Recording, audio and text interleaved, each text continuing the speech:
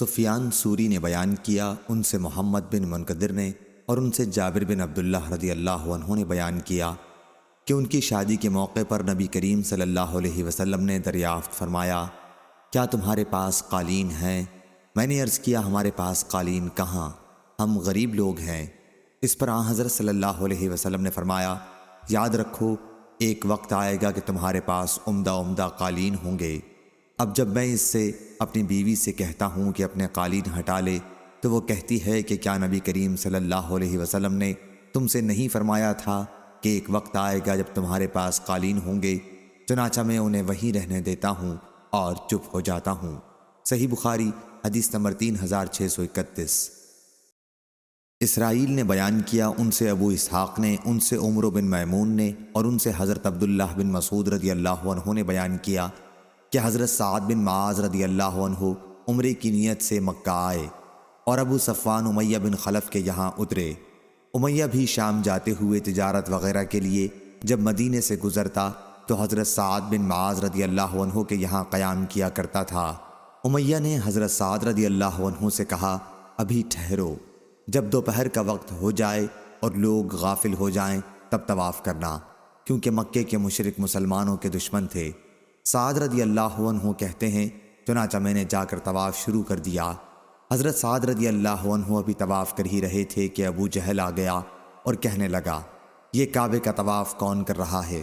حضرت سعد رضی اللہ عنہ بولے کہ میں سعد ہوں۔ ابو جہل بولا، تم کعبے کا طواف خوب امن سے کر رہے ہو، حالانکہ محمد صلی اللہ علیہ وسلم اور اس کے ساتھیوں کو پناہ دے رکھی ہے۔ سعد رضی اللہ عنہ نے کہا، ہاں ٹھیک ہے۔ اس طرح دونوں میں بات بڑھ گئی۔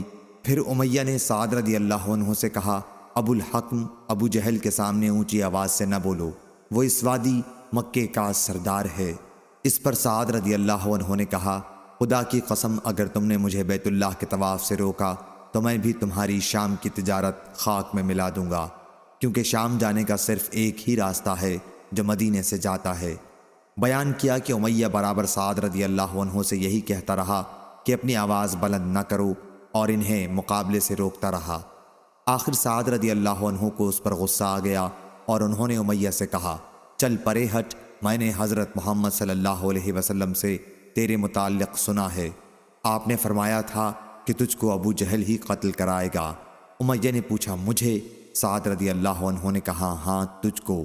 تب تو امیہ کہنے لگا، اللہ کی قسم، محمد صلی اللہ علیہ وسلم جب کوئی بات کہتے ہیں تو وہ غلط نہیں ہوتی۔ پھر وہ اپنی بیوی کے پاس آیا اور اس سے کہا کہ تمہیں معلوم نہیں میرے یسربی بھائی نے مجھے کیا بات بتائی ہے؟ اس نے پوچھا، انہوں نے کیا کہا؟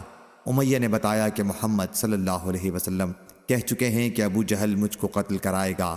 وہ کہنے لگی، اللہ کی قسم، محمد صلی اللہ علیہ وسلم غلط بات زبان سے نہیں نکالتے۔ پھر ایسا ہوا کہ اہل مکہ بدر کی لڑائی کے لیے روانہ ہونے لگے اور امیہ کو بھی بلانے والا آیا تو امیہ سے اس کی بیوی نے کہا، تمہیں یاد نہیں رہا تمہارا یسربی بھائی تمہیں کیا خبر دے گیا تھا؟ بیان کیا کہ اس یاد دہانی پر امیہ نے چاہا کہ اس جنگ میں شرکت نہ کرے، لیکن ابو جہل نے کہا، تم وادی مکہ کے رئیس ہو، اس لیے کم از کم 1 یا 2 دن کے لیے ہی تمہیں چلنا پڑے گا۔ اس طرح وہ ان کے ساتھ جنگ میں شرکت کے لیے نکلا اور اللہ تعالیٰ نے اس کو قتل کرا دیا۔ صحیح بخاری حدیث نمبر 3632۔ معتمر بن سلیمان نے بیان کیا، کہا کہ میں نے اپنے والد سے سنا، ان سے ابو عثمان نے بیان کیا کہ مجھے یہ بات معلوم کرائی گئی کہ حضرت جبریل علیہ السلام ایک مرتبہ نبی کریم صلی اللہ علیہ وسلم کے پاس آئے اور آپ سے باتیں کرتے رہے۔ اس وقت حضرت صلی اللہ علیہ وسلم کے پاس ام المومنین ام سلمہ رضی اللہ عنہا بیٹھی ہوئی تھیں۔ جب حضرت جبریل علیہ السلام چلے گئے تو حضرت صلی اللہ علیہ وسلم نے ام سلمہ رضی اللہ عنہا سے فرمایا، معلوم ہے یہ کون صاحب تھے، یا ایسے ہی الفاظ ارشاد فرمائے؟ ابو عثمان نے بیان کیا کہ ام سلمہ نے جواب دیا کہ وہی کلبی رضی اللہ عنہ تھے۔ ام سلمہ نے بیان کیا، اللہ کی قسم میں سمجھے بیٹھی تھی کہ وہ وہی کلبی رضی اللہ عنہ ہیں۔ آخر جب میں نے حضرت صلی اللہ علیہ وسلم کا خطبہ سنا جس میں آپ حضرت جبریل علیہ السلام کی آمد کی خبر دے رہے تھے تو میں سمجھی کہ وہ حضرت جبریل علیہ السلام ہی تھے، یا ایسے ہی الفاظ کہے۔ بیان کیا کہ میں نے ابو عثمان سے پوچھا کہ آپ نے یہ حدیث کس سے سنی؟ تو انہوں نے بتایا کہ اسامہ بن زید رضی اللہ عنہ سے سنی ہے۔ صحیح بخاری حدیث نمبر 3633۔ عبد الرحمن بن مغیرہ نے بیان کیا، ان سے ان کے والد نے، ان سے موسیٰ بن عقبہ نے، ان سے سالم بن عبداللہ نے، اور ان سے حضرت عبداللہ بن عمر رضی اللہ عنہ نے کہ رسول اللہ صلی اللہ علیہ وسلم نے فرمایا، میں نے خواب میں دیکھا کہ لوگ ایک میدان میں جمع ہو رہے ہیں۔ ان میں سے حضرت ابو بکر رضی اللہ عنہ اٹھے اور ایک کنویں سے انہوں نے 1 یا 2 ڈول پانی بھر کر نکالا۔ پانی نکالنے میں ان میں کچھ کمزوری معلوم ہوتی تھی، اور اللہ ان کو بخشے، پھر وہ ڈول حضرت عمر رضی اللہ عنہ نے سنبھالا۔ ان کے ہاتھ میں جاتے ہی وہ ایک بڑا ڈول ہو گیا۔ میں نے لوگوں میں ان جیسا شہزور پہلوان اور بہادر انسان، ان کی طرح کام کرنے والا نہیں دیکھا۔ انہوں نے اتنے ڈول کھینچے کہ لوگ اپنے اونٹوں کو بھی پلا پلا کر ان کے ٹھکانوں میں لے گئے۔ اور حمام نے بیان کیا، ان سے حضرت ابو ہریرہ رضی اللہ عنہ نے نبی کریم صلی اللہ علیہ وسلم کے واسطے سے بیان کیا کہ حضرت ابو بکر رضی اللہ عنہ نے 2 ڈول کھینچے۔ صحیح بخاری حدیث نمبر 3634۔ امام مالک بن انس نے خبر دی، انہیں نافع نے اور انہیں عبداللہ بن عمر رضی اللہ عنہ نے، کہ یہود رسول اللہ صلی اللہ علیہ وسلم کی خدمت میں حاضر ہوئے اور آپ کو بتایا کہ ان کے یہاں ایک مرد اور ایک عورت نے زنا کیا ہے۔ آپ نے ان سے فرمایا، رجم کے بارے میں تورات میں کیا حکم ہے؟ وہ بولے، یہ کہ ہم انہیں رسوا کریں اور انہیں کوڑے لگائے جائیں۔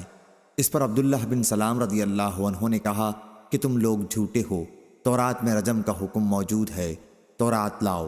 پھر یہودی تورات لائے اور اسے کھولا، لیکن رجم سے متعلق جو آیت تھی اسے ایک یہودی نے اپنے ہاتھ سے چھپا لیا اور اس سے پہلے اس کے بعد کی عبارت پڑھنے لگا۔